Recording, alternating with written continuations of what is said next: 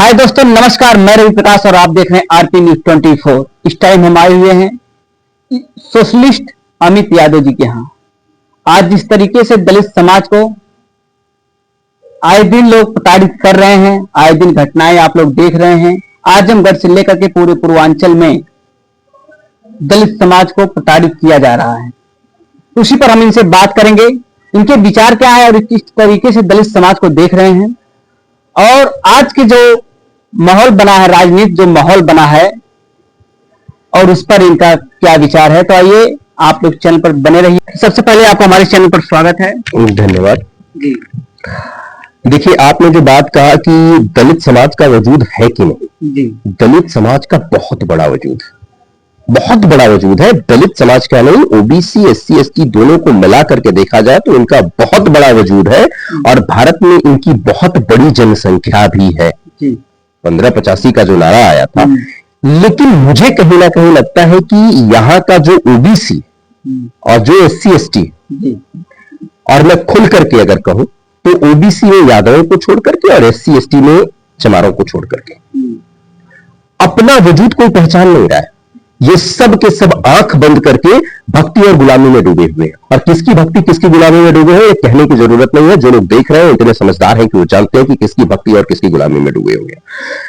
देखिए, अगर आप अपना वजूद, अपनी कीमत खुद से नहीं बनाएंगे तो दूसरा तो चाहेगा कि आप हमेशा पिटते रहे, लुटते रहे।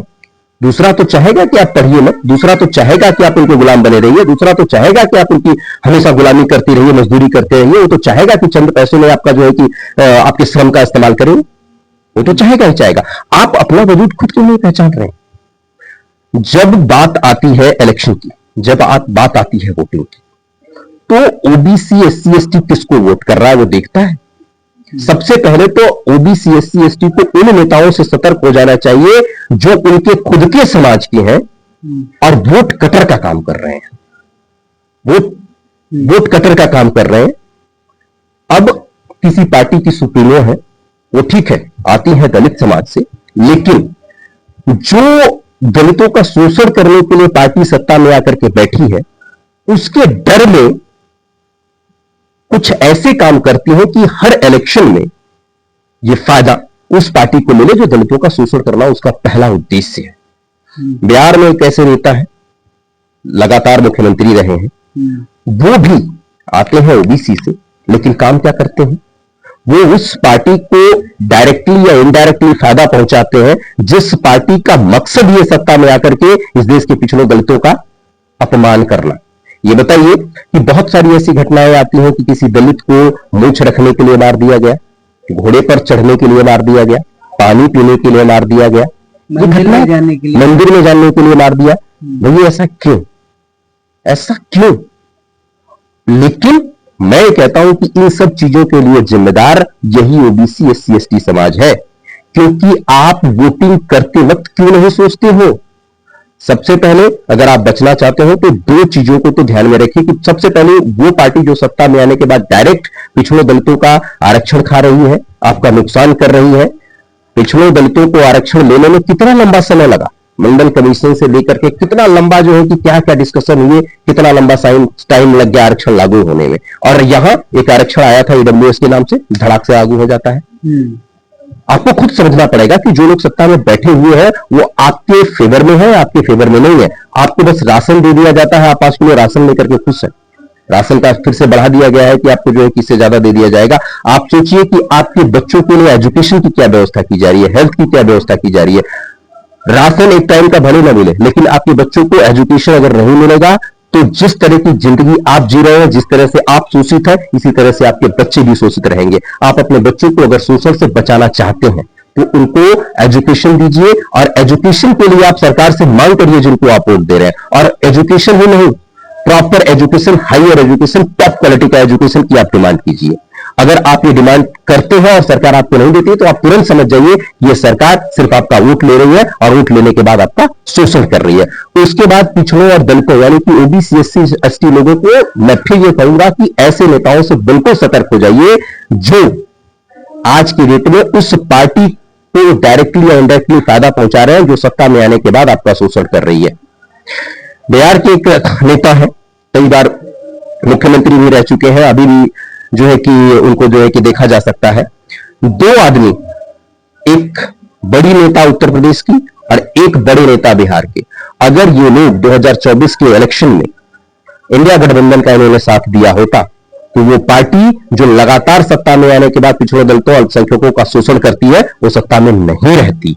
और आने वाले इलेक्शन में भी अगर ओबीसी एससी एसटी के लोग अगर चाहें तो रातों रात वो सरकार, वो ताकतें, वो संगठन सब के सब खत्म हो सकते हैं जो उनके खिलाफ काम कर रहे हैं, अगर ये लोग यूनाइट हो। अगर यूनाइट नहीं होंगे तो ये जो कहते हैं कि 85 से 90% लोग जिन लोगों की जनसंख्या है, ये लोग हमेशा शोषित है तो शोषित रहेंगे, हमेशा गुलाम रहेंगे, हमेशा जो है कि प्रताड़ित रहेंगे, और इसका जिम्मेदार और कोई नहीं है, इसके जिम्मेदार ये खुद है।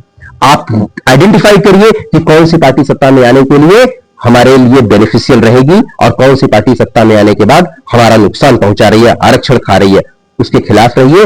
और उन नेताओं से सतर्क रहिए जो वोट कटर का काम कर रहे हैं, डायरेक्टली और इनडायरेक्टली उसका समर्थन कर रहे हैं जो पार्टी सत्ता में आने के बाद इनका शोषण कर रही है। इस बात को मैंने इस पूरे इंटरव्यू के दौरान 3 बार 4 बार रिपीट किया। अगर आप इन बातों को नहीं समझेंगे तो इस देश के पिछड़े और दलित हमेशा, चाहे ये 20वीं सदी हो चाहे 40वीं आ जाए, आप गुलाम हैं तो गुलाम ही रहेंगे। जैसे इस टाइम आप दलित समाज का सबसे बड़ा नेता किसे मानते हैं? देखिए, ये एक कंट्रोवर्शियल सवाल है और नेता को मैं किसी समाज का नहीं मानता। ये जो लाइन जहां से शुरू की गई है ना कि मुलायम सिंह यादव जी यादवों के नेता थे, लालू प्रसाद यादव जी बिहार के यादवों के नेता है, बहन मायावती जी दलितों की नेता है, ये जो बात कही जाती है ना, ये लोग, नेता किसी समाज का नहीं होता, ना दलित समाज का होता, ना मुस्लिम समाज का होता है, ना किसी जाति का होता है। नेता नेता होता है, ठीक है।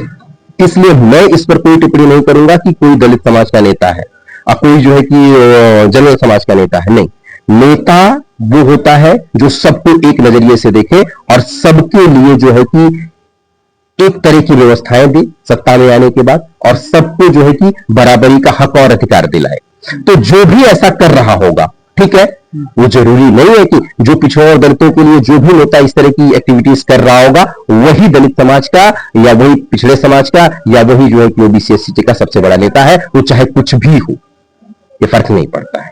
तो अगर उम्मीद ये थी कि मैं किसी एक पर्टिकुलर का नाम लूंगा तो पर्टिकुलर का नाम बनता ही नहीं है इसमें, मेरे हिसाब से, बाकी जो लोगों को अच्छा लगे। चलिए ठीक है, आपने अपना बचने का प्रयास किया। तो अभी दोस्तों जुड़े थे हमारे साथ इस सोशलिस्ट अमित यादव, और धन्यवाद दोस्तों, आप इसी तरीके से बने रहिए। मैं रवि प्रकाश और आप देख रहे थे आरपी न्यूज़ 24।